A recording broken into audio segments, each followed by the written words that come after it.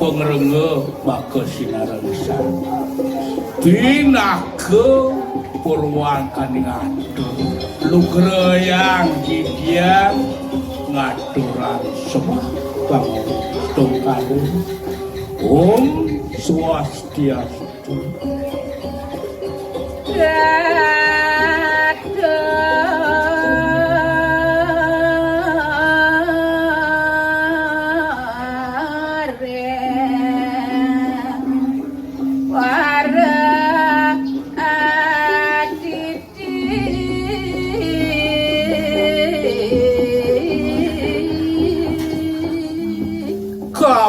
ngajeng nenten dios titiang aturan subak sembah subakti puniki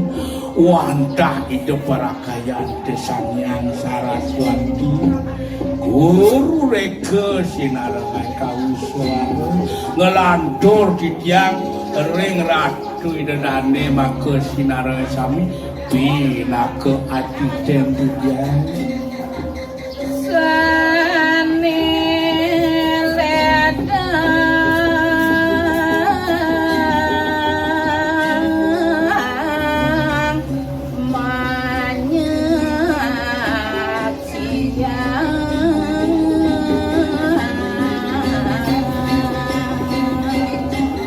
Rianto kari dadane pinakes aditi sampun presiden ledang ngerau tinggian titian ring rapine saredahatin mau tamu iki dewa ayatnya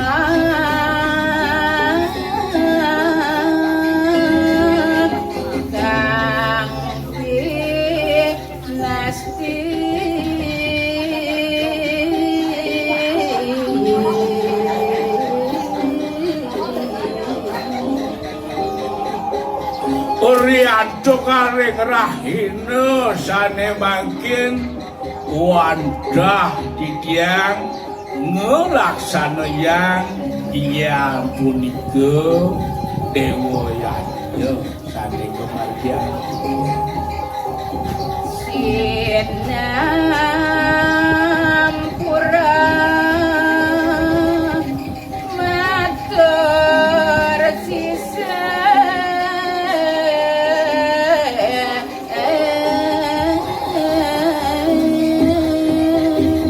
Riantukan titiang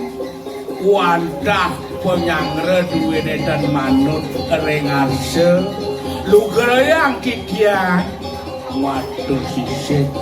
ring idedane maka kinareng sang pinake adiki sekalian dan sidak mornaya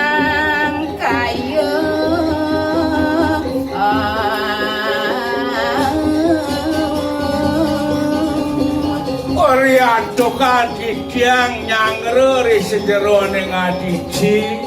wantah dan presiden antuk didiang mari punaya kayu didedane maka sinareng sami magi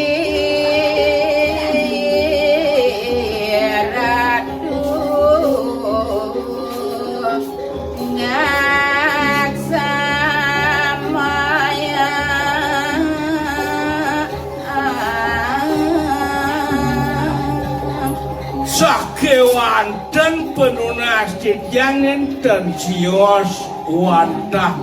mogi-mogi ratu ngampura yang bina ke aksamu kenoi ke persapu aduh wakat tidak manggo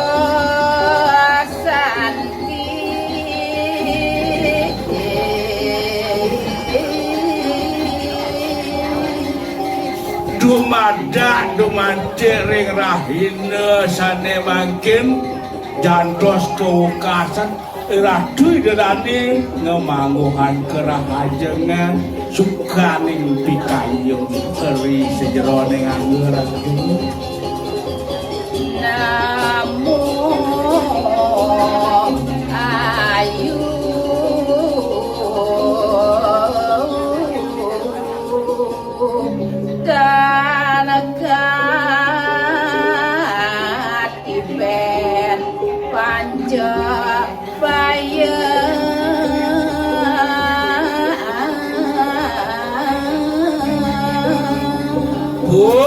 Muladen titiang majang ring radu dadane adidi maga sinareng sami mangrene taler radu sareng titiang sareng semedon titiang sane nemu rahayu mangga sampunan kedimpianen panca bayu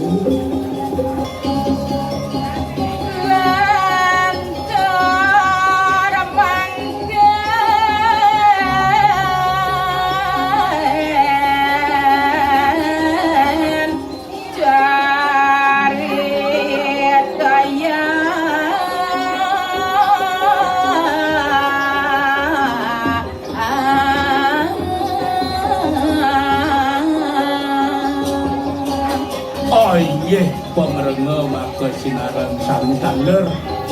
padiki semedon titiang risabun wawu titiang ngastudi risejeroning bari pinadak titiang nang kali mangkin lanturan titiang minekadi waro cerita sane mengah ring kecapan jadi menyanyi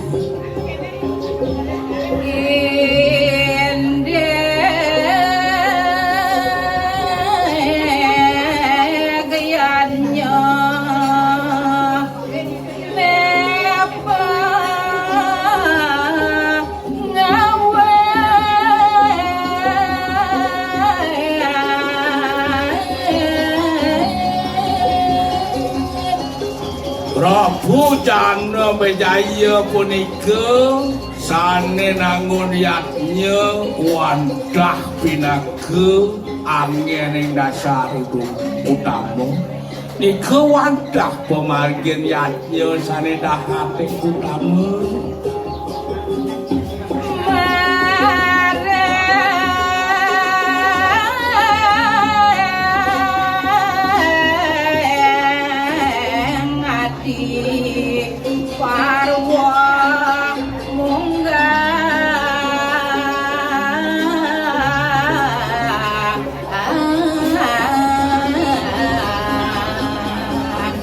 Yan baosa titiang sekadi kewentenan Prabu Jana Wijaya niku wandah wenten keketus eling lontar adi parwi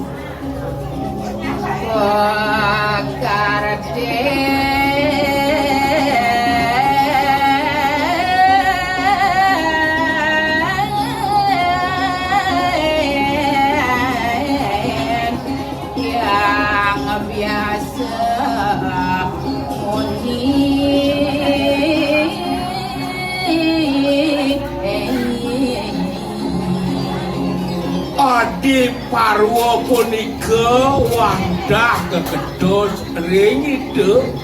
bogawan biasa wenten dokerien kesurak niku mau damo dan dan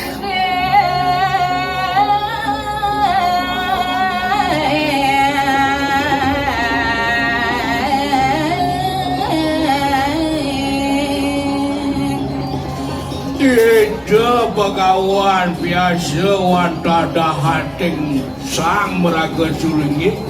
dahating mau tamu ada di sisi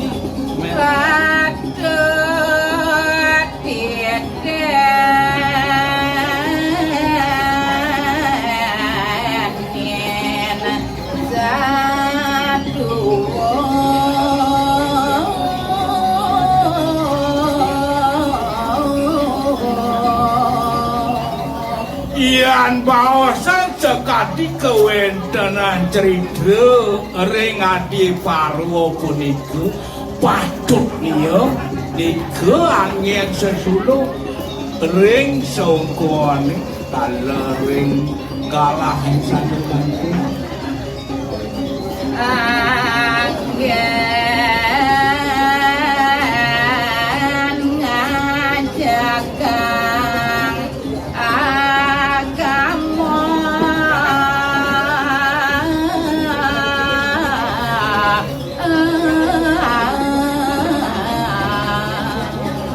Yan baosan dikiang taler adi parwo punika pinaka anyen penyejak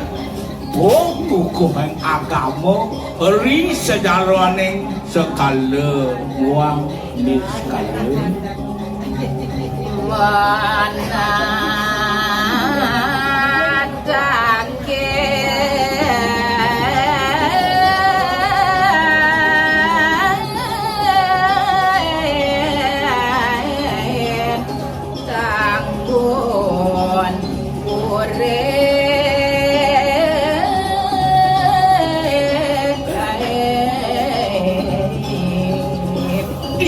saring penyejak pamikuko agama taler pinaka tatakan iraga karimo sekal nika alien pertiwi Prade